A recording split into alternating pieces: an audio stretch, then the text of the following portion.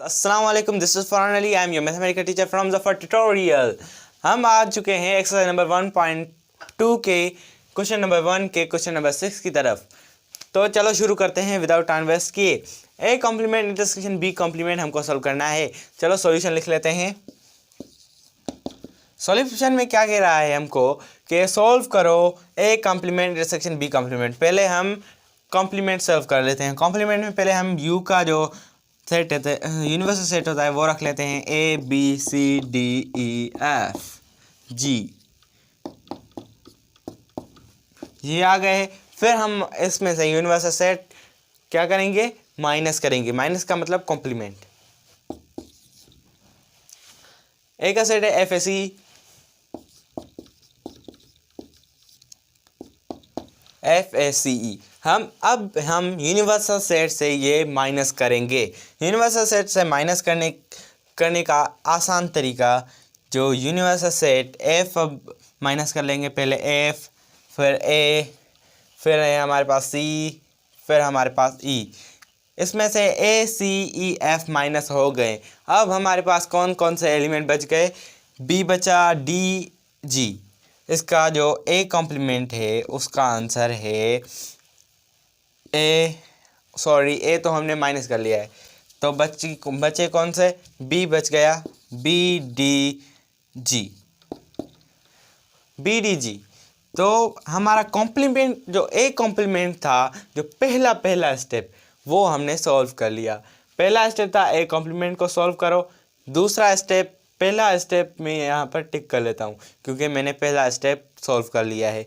तो पहले स्टेप का आंसर आया है बी डी जी, तो मैं यहाँ पर इसको लिख लेता हूँ। जो ए कॉम्प्लीमेंट का आंसर है वो उसका आंसर है B D G, B D G आ गया।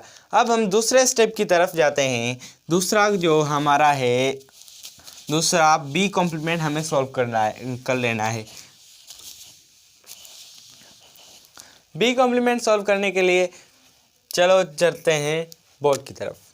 तो हम यूनिवर्सल सेट से माइनस करेंगे बी का सेट। यूनिवर्सल सेट में अब जो एलिमेंट है A B C D E F ji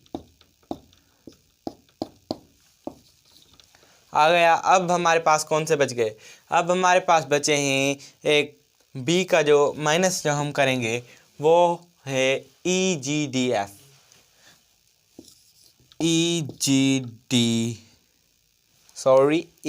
F.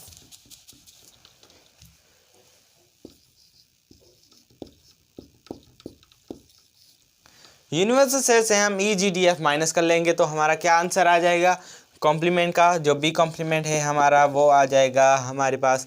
ई भी इससे गया, जी भी गया, डी भी गया, एफ भी गया। तो कौन कौन से बचे, ए बचा, सी बचा, डी बचा।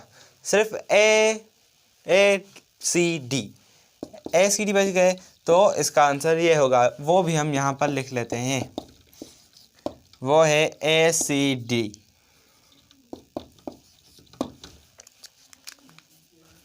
अब हम इसको रिमूव कर लेते हैं।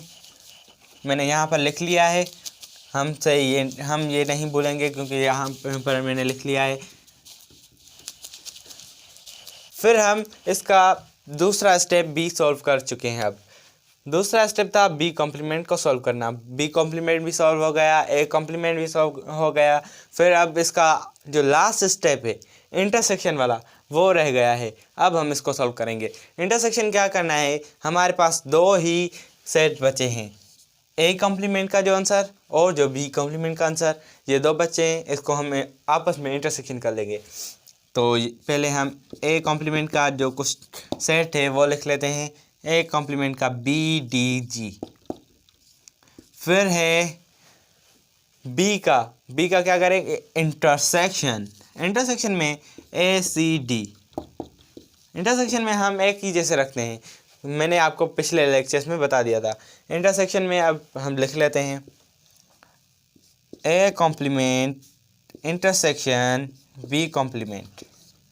इसका जो आंसर होगा वो होगा, पहले सीक्वेंस से लिखेंगे जो माइनस ए से करना होता है हमें, जो बी वाला क्वेश्चन ए से हमें माइनस कर लेना होता है। तो सॉरी, हमें एक जैसे लिखने होते हैं। जब मैंने बहुत कॉम्प्लीमेंट, मैंने आपको यहाँ पर कॉम्प्लीमेंट ही समझा रहा था, 2 बार समझा चुका हूँ, इसलिए मेरा ध्यान इसकी तरफ चला गया था। तो हम इंटरसेक्शन में एक ही जैसे रखते हैं, तो बी डी जी, इसमें डी है, तो डी क्या हो गया हमारा इंटरसेक्शन का आंसर। तो हमारा जो ये प्रॉब्लम था ये सॉल्व हो गया, थर्ड स्टेप हमारा सॉल्व हो गया। तो इसका मतलब हमारा पूरे स्टेप कंप्लीट हो गए। अब अगर आपको ये समझ में आया हो तो लाइक करें और मेरे चैनल को सब्सक्राइब करें। शुक्रिया।